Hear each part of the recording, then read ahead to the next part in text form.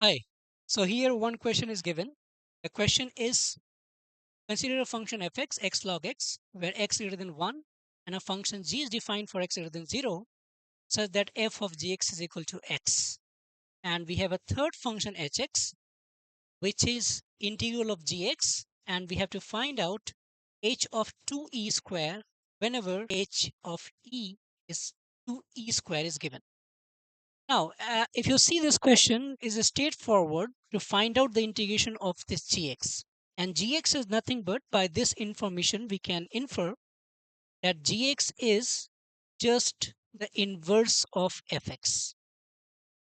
Now, the question is, do we have any technique to find out the inverse of this x log x?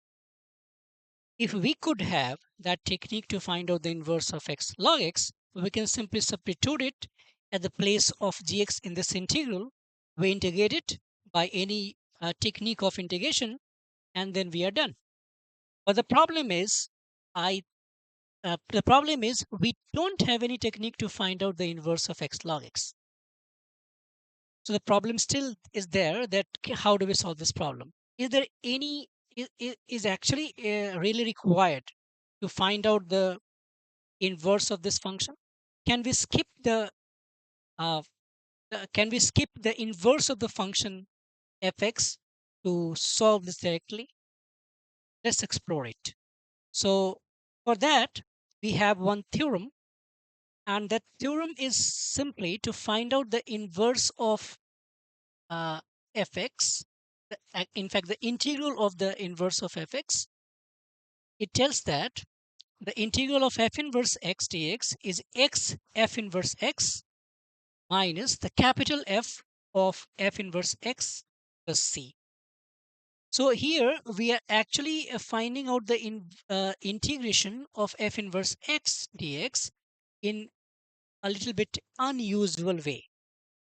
So it's actually not so often we use this integration technique, but it will be useful when we understand this, and it will be useful to handle the question what we saw it before.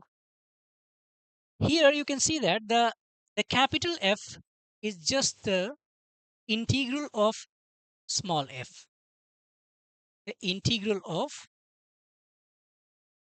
f. It's not the integral of f inverse x, but how it came, let's try to prove it first. So for that, we can apply the integration by parts. We can write f inverse x into 1 dx, and here the f inverse I'm assuming as the u and the 1 as the v. So what we can see here is the f inverse x, and the integral of 1 will be x, so f inverse x into x minus the derivative of f inverse x, that we can write it like that, d by dx of f inverse x into, and again the integration of the 1, that is x. Now here a trick we are going to employ, and what is that trick? The trick is, we know that what we know actually, we know that the x can be written as f inverse x, isn't so?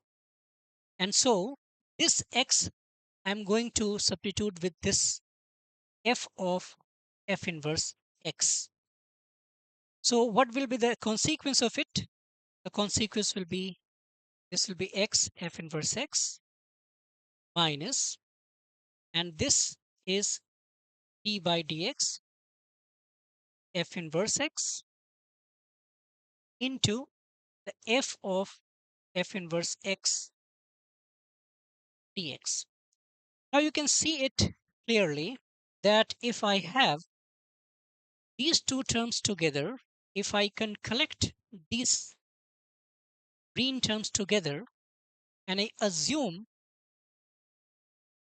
this pink one as t, you can see that if this is t, our dt will be the f inverse x derivative into dx. It means that all the green marked terms can be collected together as pt. So we have x f inverse x minus, and there will be f of t dt. It means here at this place we are in the situation of integrating a small function f with a variable t. But we know that if I have the integral of small f as capital F, I can write f of t and plus c. But what was t originally? T was f inverse x. And so we can write that x f inverse x minus f inverse x plus c. And so that is the proof of this theorem, which simply tells that if we have f inverse of x to integrate, we will do it unusually, like we first write x, then f inverse x, and here we simply take the integral of the f function, not the f inverse function, and take the composition of the integral of the small f with its inverse. So how we can just tell in one sentence is that it is actually the composition of the integral of f with its inverse. All right. So this is the integration. We actually proved it, and we will use to solve that question. Before that, let's do some example on that.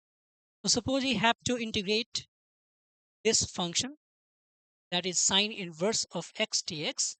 So we know that the formula simply tells that you can write x sine inverse x minus, and now we are going to take the composition of the inverse of sine inverse with sine inverse.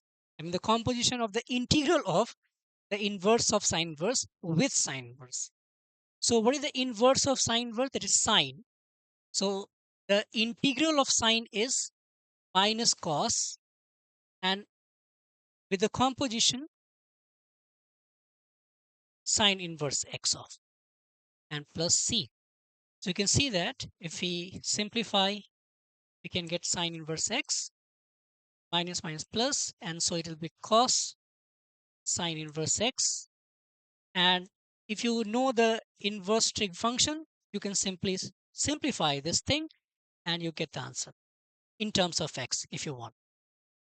Here also, suppose I have to integrate this tan inverse x. So what we simply do, tan inverse x, we simply write x tan inverse x minus, and again what, the integral of the inverse of tan inverse x, that is tan. So what we say, the integral of tan is log sec, and inside sec again we write tan inverse x and plus c, we don't forget. So this is the way we can find the integration of any inverse function, and we will also apply this technique or this theorem to solve the question uh, that we started from. So let's back to the question and let's see how we can apply the theorem to solve this question. So we have this fx x log x. So we know that the hx is, I have gx dx, and you know the gx is nothing but the inverse of the function f. So we can apply that integration technique. So we can write x gx minus, and the integration of the small f, I'm assuming it's a capital F. So I can write the capital F and the gx and plus c. But wait, what is the capital F actually? So the capital F x is nothing but the small fx dx integration. And so the small fx is x log x And when we integrate it by using integration by parts, we get log x into x squared by 2 minus integration of 1 by x into x squared by 2 dx plus c. When we integrate it further, we get what? X squared by 2, and I can assume this is actually 1 by 2 out, and x will get cancelled. So we get here x and x dx as the integration x squared by 2. So that will turn into x squared by 4. And from these two terms, I can take x squared by 2 as a common. So I get log x minus 1 by 2 plus c. So that is our capital Fx. But I don't need that thing. I need f of gx. So I will write f of gx is nothing but g of x whole square by 2 and log g of x minus half plus c. And so overall, the hx will turn into something like this. The hx is what? Our hx is now x into gx. And what about that? X into gx minus of this whole quantity. So minus of gx by 2 and gx the whole square by 2 into log of gx minus half plus c. So this is our hx, and we have to find out the h of 2e square from here. So our target is to find out h of 2e square, but notice that I have this c as an obstacle. So first of all, we need to find this c, and for that, we have in the very beginning, you can see the question, the h of e is e square given. So we'll use this fact. So we say that since I have h of e square is equal to e, so in this I can write e is equal to e square. I did a mistake. So that is what? E square to g of e minus g of e whole square by 2 ln of ge minus 1 by 2 and plus c. So our goal is to find out the value of c. So we have to evaluate all these things. So we notice that how do we find the value of g? So for that, let's back to the original function. So our function was x log x, and you know that the f inverse x is gx. So if I'm substituting the value e there, we'll get e log e, where log is 1, so we'll get e. It means g of e is also e. Therefore, now I am free to substitute this thing as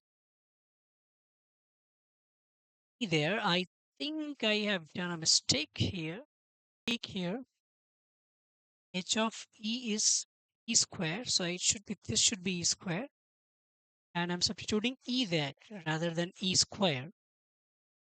So here that will become e and g of e, and also okay. So that will become g of e is e, so that will become e square minus again e square by 2 and ln e minus 1 by 2 plus c. So e square and e square will cancel, and this is 1 minus half is half. So c will be nothing but e square by 4. So if c is 1 by e square by 4, I can now use it. So how do we use it? I have again this hx. So I have hx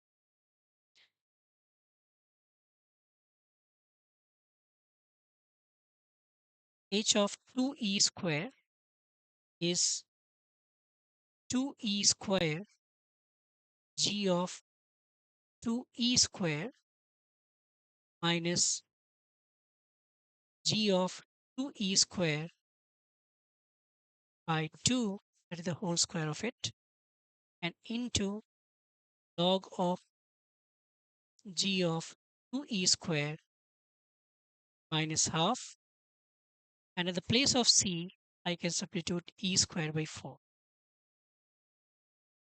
Now the thing is, we can find out the g of 2e square. How do we find it? Notice this, the fx is again here, and at this fx, if you look at, if I substitute x is equal to e square, you see what is f of e square? So f of e square, we are getting e square ln e square. It will become 2e square. It means I must get g of 2e square as e square. So at the place of every g of 2e square, I can substitute safely the e square. So that will give you 2e square. That will be e square minus e to the power 4. I'll do it by 2.